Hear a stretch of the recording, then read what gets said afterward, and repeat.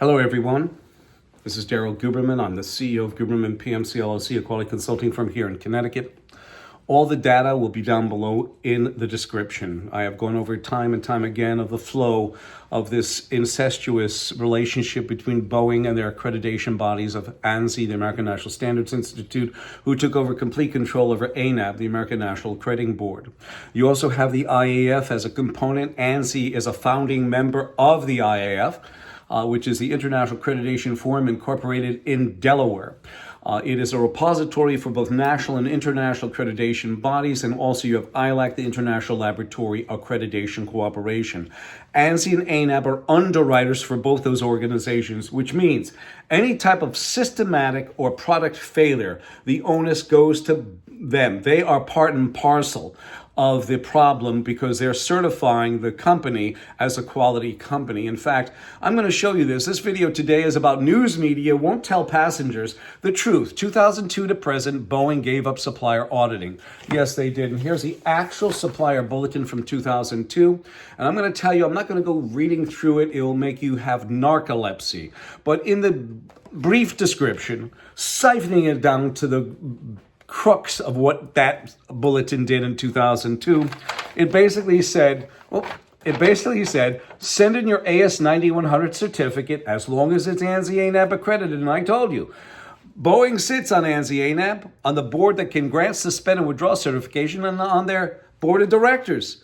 They also sit over by the FAA. They're all sitting together harmoniously. The FTC, FBI, DOT, DOJ, who's ever investigating the problem with Alaska Air and Boeing. So they paste it over and nothing gets done. They'll fine them a little bit, but that's all. Nothing really constructive gets done. So they basically say with the bulletin, send in your AS9100, as long as it's AS9100 certified and ANAB accredited. Send us your parts. And Boeing doesn't have to check if you're making it in a garage, a bathtub, or in a swamp. So you really don't know when you sit on those aircraft, you don't know if Boeing checked those parts because they allowed checking to a piece of paper. It's just like when the FAA made Boeing a regulator. Boeing, rather than gripping that and being a proud company, what the hell does a federal agency make another company a federal agency? Because that's exactly what the FAA did. In 2009, when this guy was here, David Calhoun, who doesn't know about escapes. Escapes are no more than rejects. He's been there for 2009. He doesn't even know the definition of an escape. Unbelievable. For all those years, what a waste of money that is. Terrible. So he is basically an administrator of the FAA.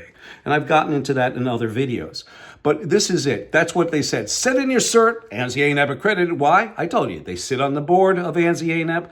They also call it out on their supplier portal, and they call it out on their supplier bulletin. That is definite against the Clayton-Sherman Act or Sherman-Clayton Act of 1914 about anti-competitive activities, monopoly, and unbelievable. That's exactly the way my company was affected by Boeing. And I am telling those people at Alaska Air, as I've tried to tell these attorneys, and this is the problem, Alaska Air personnel, those people who are suing Boeing, you have to be careful of these attorneys because they are part of the American Bar Association, which ANSI and ANAB are together with them. They work together. And remember, Boeing sits on their board. Boeing sits on the board, ANSI's board over by the Department of Justice, FBI, FTC. So you may be in a compromised situation. If you want true legal performance and a superior witness, get a hold of Daryl Guberman, 203-556-1493, or Daryl, TQRS @yahoo.com.